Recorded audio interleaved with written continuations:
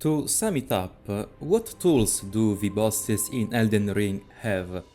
Wide-reaching, quick AoE attacks that can be spammed, lunges and charges that lack proper animations and momentum to warrant the amount of distance covered by them. Almost infinite poise, for most of them at least. Long, uninterruptible combos, magnetic tracking, roll catches delayed through unnatural animations, variable timings on telegraphs, quick, unreactable downswings after the telegraph, evasive options they can use whenever they want, combo extension they can use whenever they want. And all of this to obtain what exactly? What does the game gain by making the bosses like this? The answer to that question is probably my biggest issue with Elden Ring. I call it the Elden Sin. All of those elements, as I've repeated multiple times, force the player to memorize timings and very specific openings to properly fight bosses. Coupled with the high damage they deal, this ensures a trial and error component to their fight. You go in, you get hit, you die maybe, and then you try again. Trying to fight most bosses 1v1 in melee in Elden Ring will generally take you many tries. Eventually you'll learn the fight, so that you may steamroll it. Sometimes, RNG and inconsistency still apply. But by repeating the same boss over and over, you lower the margin of error. So what does that mean exactly? Way back I've talked about the Souls level design formula. In Dark Souls 1 and 2, if you were careful and good enough, you could reach the main goal of each level in one go. But the games were designed to kill you. You were expected to fuck up and be sent back to the bonfire. This created a trial and error experience that was mitigated by a player's own skill. If you were trash at the game, you needed to repeat the same section many times. If you were good at handling enemies, at managing your stamina and so on, you could clear levels in way less attempts. Then you'd reach the boss. Maybe you tried that a few times until you won, but the levels and the bosses existed as a continuum. Dark Souls 1 often featured long journeys to reach the boss from the checkpoint, and unlockable shortcuts were rewarding, specifically because of that. Starting from Dark Souls 2, instead the devs opted to make checkpoints increasingly more and more forgiving. Over the years, people have complained a lot about running back for 5 minutes to a boss, but this was often because of specific examples of bad level design. When the levels were well made, these parts of the experience were arguably the most important ones. That's what made the trial and error feel fair in those earlier games. You learned how to be better at the level to reach the boss more safely and more quickly. And here is the key difference. The bosses were easy to compensate. I think From Software ever since Dark Souls 3 completely lost focus of what these games were meant to be. I believe way too many people online have praised Dark Souls 1 for the wrong reasons. From Software listened to all of those individuals who said things along the lines of "Oh wow, it took me 10 tries to beat Thor's demon, but when I did I felt extremely satisfied and rewarded." And here I'm going to present a controversial opinion, to some at least. If you died 10 times to Thor's demon, or 15 times to Gaping Dragon, or 25 times to Ornstein and Smough, you were doing something wrong. You were approaching the game and its combat system the wrong way. You needed to step back and reevaluate what you were doing. The trial and error component of these games weren't the boss fights. Strong enemies and bosses were challenging enough so that they felt like a threat you needed to overcome. But I don't think you were ever expected to defeat any of them in more than 6 or 7 tries. I can't prove that to you, because I can't read the mind of the designers, but to me these games always felt simple and slow enough, so that patience and strategy were rewarded more than perseverance.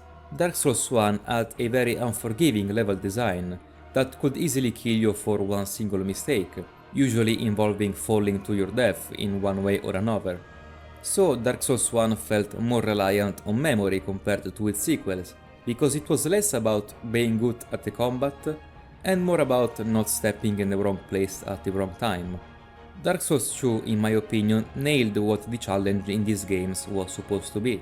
The trial and error aspect, having to repeat the same thing over and over, became a punishment of sorts and encouraged you to play safely, to avoid that situation.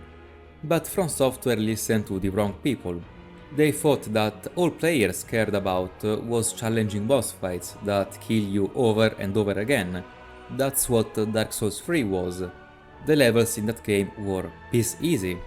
There were still shortcuts you had to unlock, but they felt like they were there out of obligation, or because the levels were way too dilated in their use of space.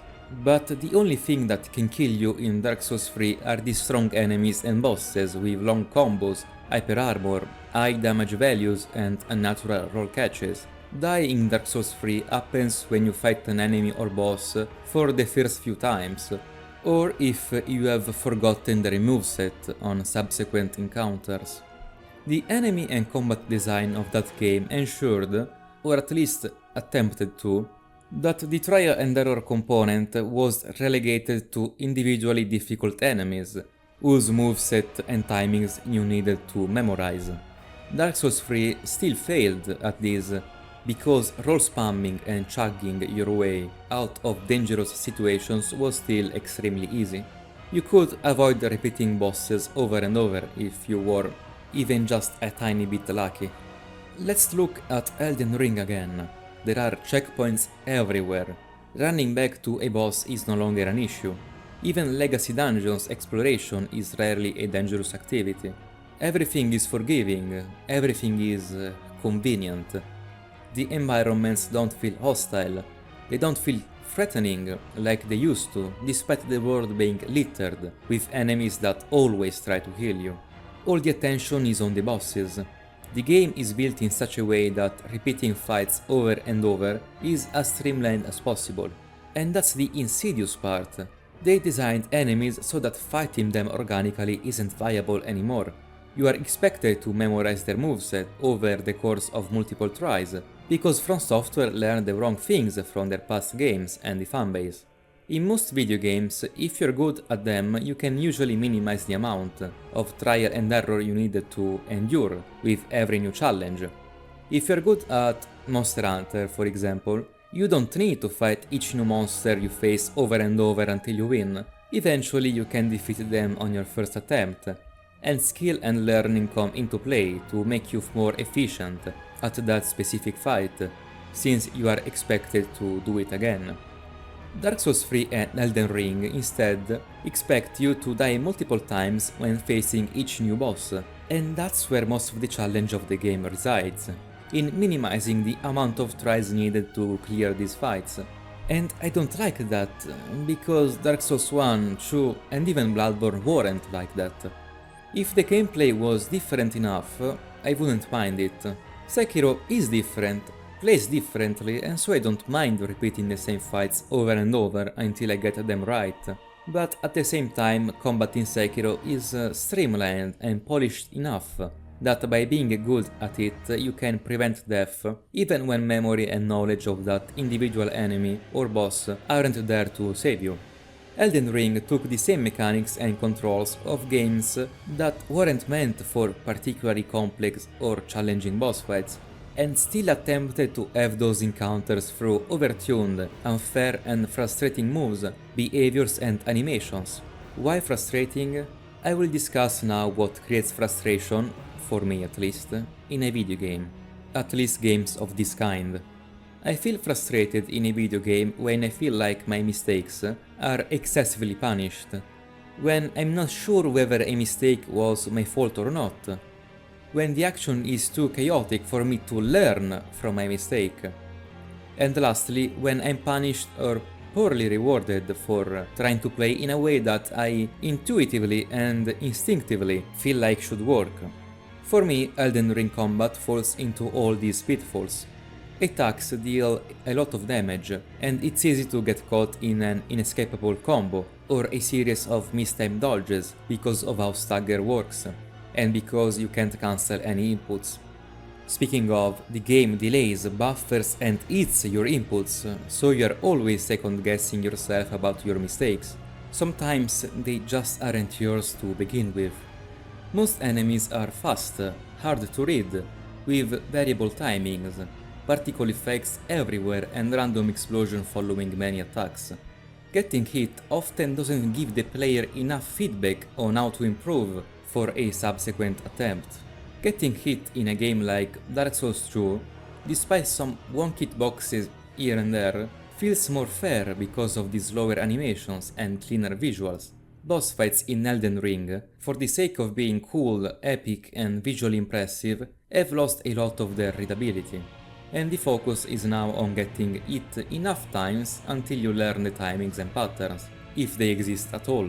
So the game expects you to get hit, but at the same time doesn't really give you a good frame of reference to figure out what to do differently next time in order not to get hit. And at last we get to the game subverting your expectations.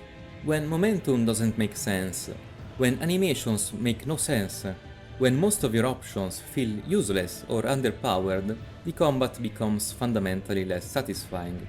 Experimentation is heavily punished, and when those punishes happen, they feel even more frustrating because of it. The few times you try to think outside the box, and try to use specific strategies to counter a boss, you are likely to lose, be it because of overly long casting times, lack of hyper armor during your animations, insane damage coming from the enemy, or the latter simply deciding to jump away and punish you. Everything is inconsistent. You can't use the mechanics of the game in a satisfying manner. The few times you give Elden Ring the benefit of the doubt and think, maybe this tactic will work, it probably won't, and thus you'll feel frustrated. If you don't want to bother with this bullshit, frustrating enemy design, you do have the option to simply bypass it.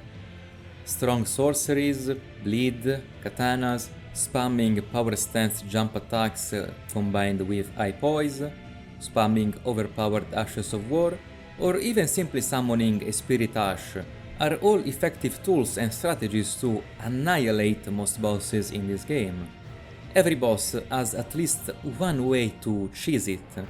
Instead of dealing with the shit a boss throws at you and dying over and over until you get it right, you can just say fuck it and win the easy way. So can I even be mad at Elden Ring then? If my main complaint so far was the enemy design, at least I can recognize that I don't have to bother with it if I don't want to. Well, there are some problems with that. The first is that certain builds or items are simply better than everything else, and even though some fights have specific counters, you probably won't figure them out on your own. Why bother risking and experimenting with all the tools the game gives you, when Bleed, Comet Azure and Mimic Tear work most of the time with no hiccups? Elden Ring is an RPG, and it offers the most build and combat options out of any From Software game. Some of them are very fun, but as I've said before, they shine the most in encounters against multiple, weaker enemies. If you want to trivialize a boss because you don't want to endure the trial and error component, there are simply reliant, safe and predictable options you have no reason to diverge from. This is a sign of poor balancing. You can have all the cool spells and dashes of war you can think of, but because the enemies are unbalanced relative to the combat system, the player will fall back to the strongest stuff. If one has to change up their build or playstyle to defeat an enemy, why go out of their way to find a specific counter, when there are easier and more obvious choices? You are already in a way giving up on trying to learn the fight. All the pretenses of expecting a difficult and challenging experience are gone. So the RPG mechanics are diminished in the process of making that choice. Another issue is that there is no middle ground. Cheese or get cheesed. And one keeps wondering, is there an intended way to beat these enemies? Did the designers expect me to try over and over if I wanted a fair fight? Is it even a fair one when the boss is clearly more competent than the player character and has so many tricks up its sleeve? Are all the tools you're given there for player expression, or are they specifically meant to lower the difficulty of the game?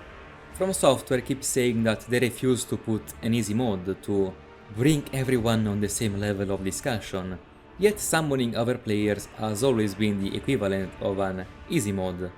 But it seems the devs are too proud to admit it, or they don't want to somehow belittle people who mostly play co-op. Now Elden Ring gives you spirit summons, which arguably trivializes the game even more than other players, because they are tanky and don't inflate the HP of enemies. So if I like to roleplay as a Beastmaster or a Necromancer, is it intended for my experience to be easier in the process? Or was that the result of poor balancing and design? Player expression is largely what makes action RPGs, especially Souls games, fun. If I wanted a game with an immaculate and focused combat system, I wouldn't play an action RPG, because I know that the design in this genre needs to accommodate player expression, and the latter will almost always limit how good the core combat mechanics and how complex the enemies are. Sekiro is a great action game, partly because it limits player expression, and provides a more focused, refined and polished experience in the process. The Souls games carry the uncomfortable baggage of player expecting them to be difficult and challenging, but unless you heavily change up the mechanics, animations, controls and AI in each entry, players will eventually learn how to safely avoid encounter damage. If Elden Ring wanted to focus on player expression, then it either needed not to bother with being a difficult trial and error game, or it shouldn't have played so similarly to Dark Souls 3, a game that a lot of people already mastered, because trying to ensure a good level of challenge in this context took a heavy toll on balance, enemy design and player expression. So in the end, Elden Ring has many boss encounters that are visually cool, complex and challenging, but not really that fun if you try to face them like we are used to from older games. But you also have tools and options to completely bypass the difficulty of these encounters and minimize the amount of tries required to beat them. Is this a good outcome? Keep in mind, this only happened because From Software wanted trial and error, fast-paced boss fights in a format that clearly doesn't support them, and that players are already used to. But at the same time they still wanted to give you the option to have an easy way out. To me this all screams of unfocused, unguided design. So this is not just a complaint about difficulty, the game is far from impossible. If you can't be asked with repeating Malenia over and over, then don't bother. Just summon Mimic Tear, stack poise, and spam jump attacks, like I did. I beat her on my second try that way. I can at least respect that option being there. The issue is that the game is way too long and bloated, and not fun enough for me to accept this design decision.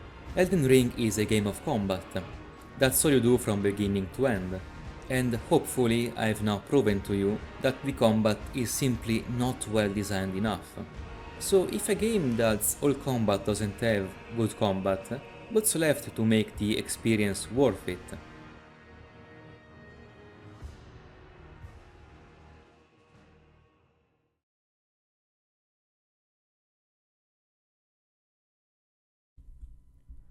There is one aspect of the combat system I haven't really talked about that much, and that's Ashes of War.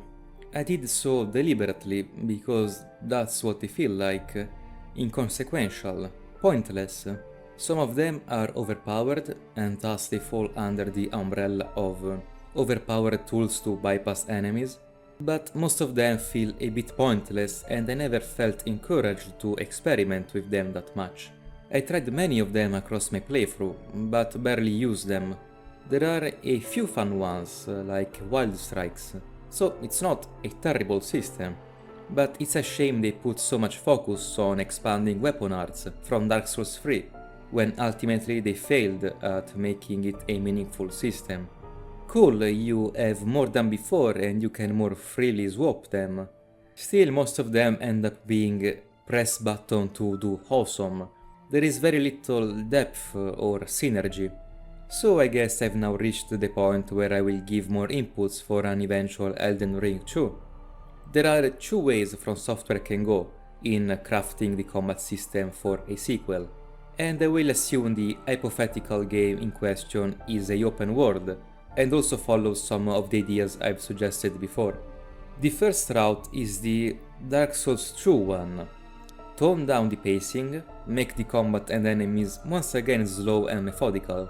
Dodges cover more distance, consume more stamina, and have less iframes. Enemies are slower with longer recoveries to compensate.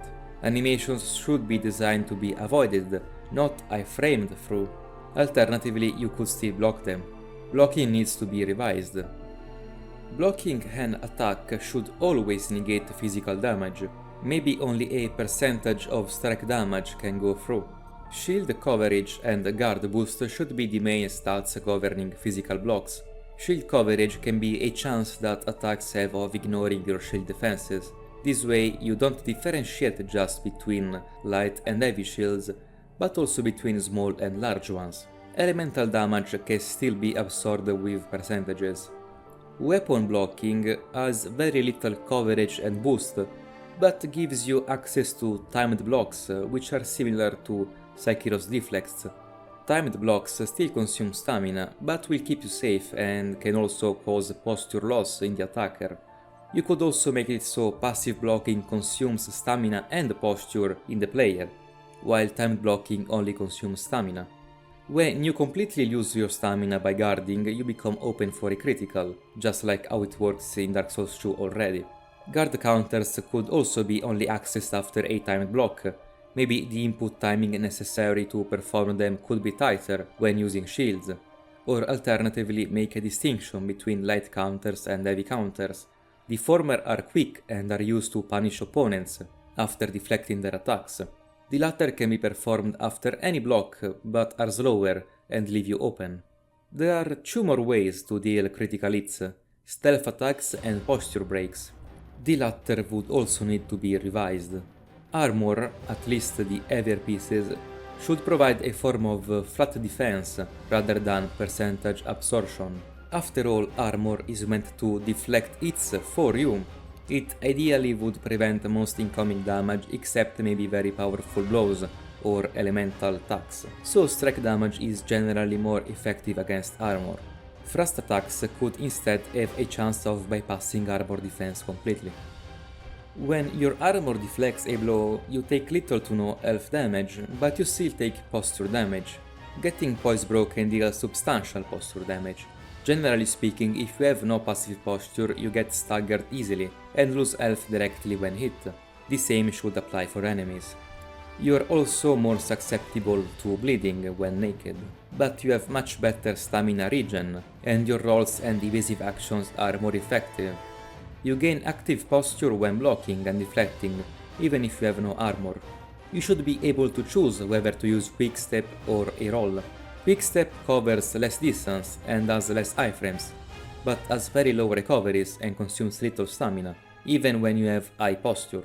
Rolling covers more distance and has more iframes, but stamina costs and recovery frames are much more heavily affected by your carry weight. Speaking of, I'd make poise scale linearly with your flat equip load, counting only active weapon slots. Bleed could be an innate ability of slash damage weapons, and not a buff or infusion. Magic could be tied to catalysts with spells acting like attack animations for your staff or seal. Spirit summons should probably be spells. Not every enemy in the game needs a spirit summon, the system as it is feels bloated. Ashes of War shouldn't be just a special ability of your weapon, they should be extension of your base moveset. Take more inspiration from stuff like Wild Strikes, animations that actually flow with your other base attacks. Take also some inspiration from Sekiro and its battle art system. Mana cost should be reserved for flashier Ashes of War. An Ash of War could be something that you equip to your weapon that gives you a more specialized moveset. For example, Halberds could all have a pretty standard moveset, but by slapping a strength type Ash of War, you gain access to stronger, slower attacks. For more interesting moves, you can take inspiration from real-life techniques, like half-swording. The stance weapon art is pretty close to what I have in mind, but really I'm just throwing ideas around. Anything to make the system more interesting than press X for awesome, which is boring in my opinion. You should be able to aim spells without needing a binocular. The network test for Dark Souls 2 had a feature like this, not sure why they never brought it back. Lastly, parrying. Parrying is a special move you can access with all small or medium shields. It's an answer to weapon deflects. Deflects have a shorter active window, but it activates immediately. Parries have a delayed one but longer. Parries also immediately deal high posture damage compared to deflects, or they could apply a posture debuff. I know this is a very rough set of ideas.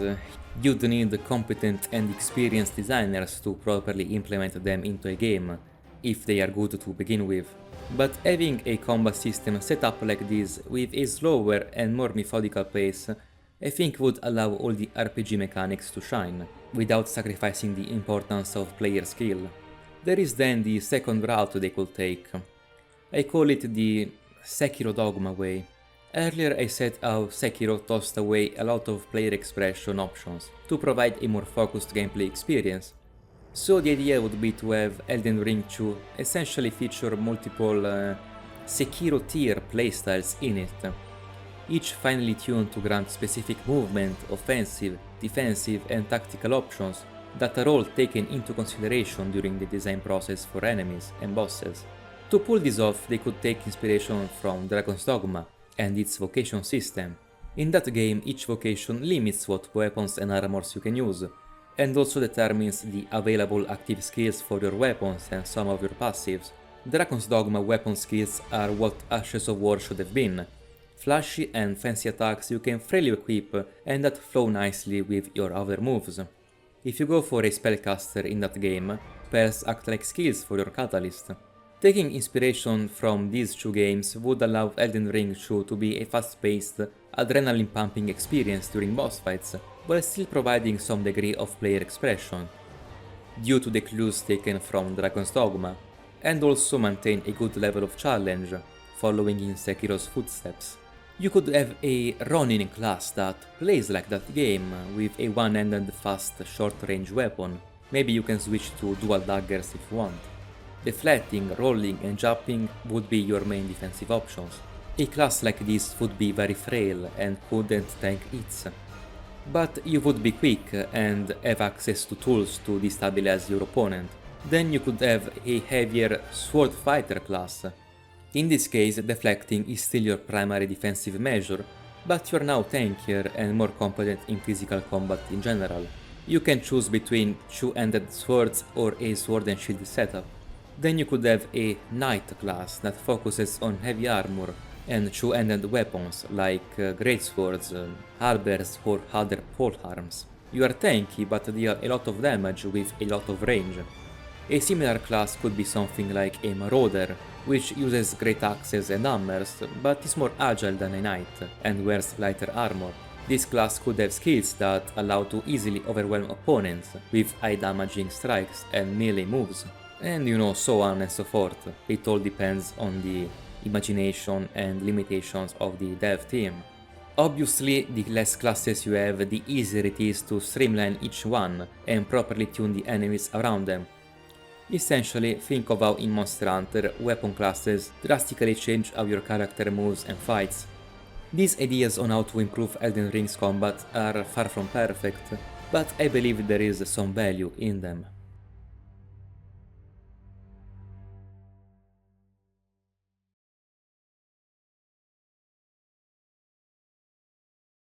So, I guess that was it. There was more I wanted to say, but ultimately the video as it is too long already, so I had to stop somewhere.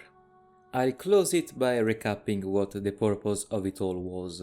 My main thesis, if you will. The Souls series has a very strong formula that From Software doesn't seem capable or willing to properly evolve. Dark Souls 2 got it mostly right, I believe, and I think it was a good sequel to Dark Souls 1 with a lot of good ideas. While there are genuine and valid reasons to dislike it, and to prefer other entries in the series to it, I ultimately believe that most of the hate it received was unwarranted and unfair, and was heavily influenced by social and psychological factors. Its reception wasn't entirely on the shoulders of its quality or game design. Bloodborne and Dark Souls 3 deviated from the pacing of the previous entries and shifted the focus towards epic and cool boss fights, but the results were mixed. Elden Ring is a title that tries to do several things, but has trouble pulling them off. It tries to be an extensive action RPG with lots of content and a focus on player expression, but fails because the open world and level design are subpar, and because enemies feel too overtuned relative to the barebones and outdated mechanics of the combat system. It tries to be a boss fight centric experience, but doesn't really succeed because of all the padding and unbalanced systems and mechanics. It tries to be an immersive and atmospheric open world, but fails because it ends up feeling like a poorly paced and designed map filled with random enemies, pointless encounters and copy-pasted content. Hating on Dark Souls 2 and blaming Elden Ring's flaws on it and its creators is a fairly shallow position to hold. Both have issues, and both share some elements and similarities that bring them closer together compared to other entries in the series. But at the end of the day, despite its flaws, PS2 was a better designed game than Elden Ring, and the major problems with the latter don't have much in common with Dark Souls 2 anyway. All in all, compared to Elden Ring, Sekiro was a better action game, and Dark Souls 1, 2 and Bloodborne were better Souls-likes. There is some room for improvement to make Elden Ring 2 a masterpiece, but personally, knowing how the fanbase and From Software react to criticism and praise, I'm not holding my breath. I hope you found enjoyment in my rambling, and even if you don't agree with much of what I've said, I at least hope I allowed you to gain some fresher perspective on Dark Souls 2 and the series as a whole. If I read enough comments that warrant elaborate responses, I may make a second short video in the future addressing them, but it's more of an idea than a promise. I'll see you next time.